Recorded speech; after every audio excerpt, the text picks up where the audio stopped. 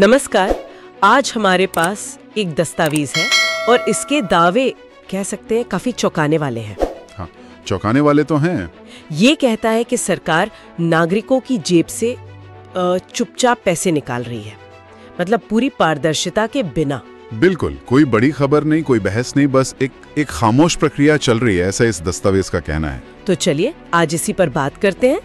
देखते हैं वो 5 तरीके जो इस दस्तावेज में बताए गए हैं, जिनके जरिए इसके मुताबिक लोगों से अनजाने में वसूली हो रही है। जी, हमारा मकसद आज इन दावों को समझना है, जैसा कि इस स्रोत दस्तावेज में लिखा है। देखेंगे कि ये किन खास बिंदुओं पर ध्यान दे रहा है और क्या मतलब निकालने की कोशिश कर रहा है। ठीक है, तो पहला बिंदु है पेट्रोल और डीजल पर टैक्स। दस्तावेज कहता है कि जब दुनिया में तेल सस्ता हुआ तो उम्मीद थी कि भाई भारत में भी दाम घटेंगे। हाँ, उम्मीद तो यही थी, पर ऐसा हुआ नहीं। दावा ये है कि आज अगर 100 रुपए का पेट्रोल है तो उसमें करीब करीब 50 रुपए टैक्स के हैं। बिल्कुल।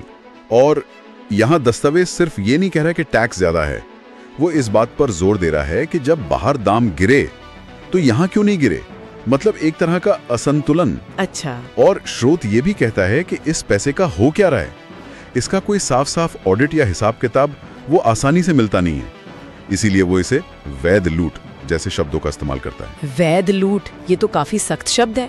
अच्छा, टैक्स की बात चल रही है तो अगला दावा जीएसटी से जुड़ा है, गुड्स एंड सर्विसेज टैक्स। हाँ, जीएसटी। दस्तावेज के मुताबिक वो जो एक राष्ट्र एक टैक्स का वादा था, वो एक तरह से अदृश्य महंगाई का जरिया बन गया। हाँ, दस्तावेज का कहना है कि छोटी छोटी चीजें जैसे फोन का कवर हो या खाने के बिस्किट हों, हर चीज पर 12%, 18% या कभी कभी तो 28% जीएसटी लग रहा है। एक रेस्टोरेंट बिल का उदाहरण भी दिया है इसमें कि मान लीजिए 300 रुपए का खाना खाया तो उस पर 90 रुपए तक टैक्स चला गया। ओह। तो स्रोत ये कह रहा है कि ये टैक्स इतनी सारी छोटी छोटी चीजों में बटा हुआ है कि लोगों को मतलब एहसास ही नहीं होता कि कुल मिला के वो कितना ज्यादा दे रहे हैं। सही बात है, टुकड़ों में जाता है तो शायद उतना पता नहीं चलता।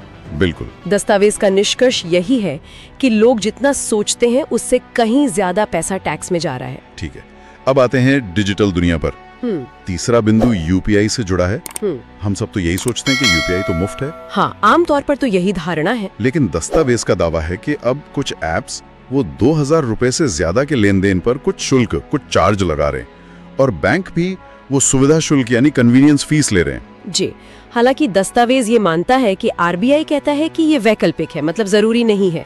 लेकिन स्रोत का तर्क है कि असलियत में शायद लोगों के पास कोई और चारा ना हो, उन्हें इस्तेमाल करना ही पड़ता है। पर इससे भी बड़ा मुद्दा जो दस्तावेज उठाता है वो है डेटा का। डेटा का कैसे? स्रोत के अनुसार जब भी हम क्यूआर कोड स्कैन करते हैं या अपनी यूपीआई आईडी इस्तेमाल करते हैं तो किस समय, कहाँ, कितना पैसा भेजा, ये सब रिकॉर्ड हो रहा है। अच्छा। और इस सारे डेटा का मुद्रीकरण हो रहा है, मोनेटाइजेशन जिसे कहते हैं।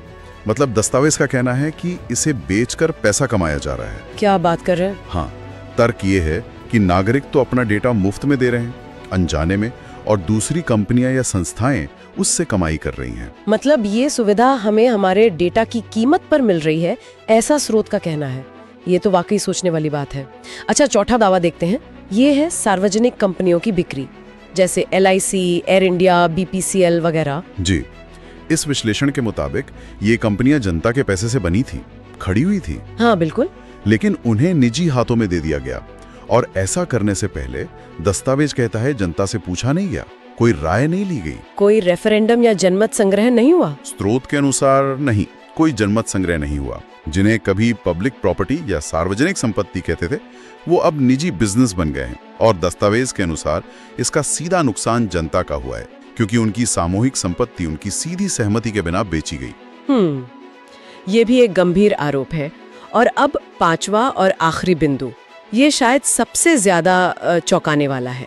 दस्तावेज दावा करता है कि नागरिक अब सिर्फ ग्राहक नहीं रहे, बल्कि खुद एक प्रोडक्ट बन गए हैं। हाँ, ये सुनने में अजीब लगता है, पर दस्तावेज का तर्क समझने जैसा है। कैसे? क्या मतलब है इसका? दस्तावेज का तर्क है कि जब हम मान लीजिए YouTube देखते हैं या कोई सरकारी ऐप इस्तेमाल करते हैं या अपना आधार से जुड़ा मोबाइल डेटा यूज करते हैं, तो हमारा हर क्लिक, हर सर्च, हम क्या पसंद करते हैं क्या नहीं, सब कुछ वो AI टूल्स के जरिए रिकॉर्ड हो रहा है। सब कुछ? स्रोत के अनुसार हाँ।